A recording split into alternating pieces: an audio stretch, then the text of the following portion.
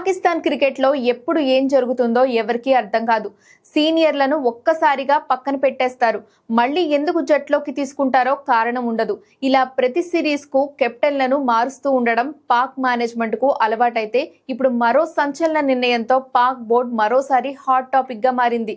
అదేంటంటే ప్రస్తుతం test captain Shan Masood కేవలం ఒక్క ఫార్మాట్ మాత్రమే ఆడుతున్నాడు. వన్డేలు, టీ20లు పెద్దగా ఆడింది కూడా లేదు.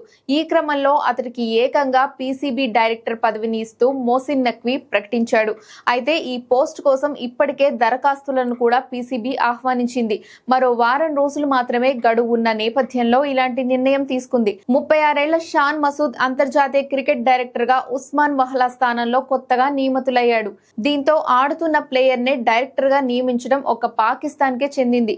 కాగా ఇటీవల సౌత్ ఆఫ్రికాతో టెస్ట్ సిరీస్ ఆడిన అనంతరం షాన్ మసూద్ కెప్టెన్సీ తప్పుకోవడం ఇక్కడ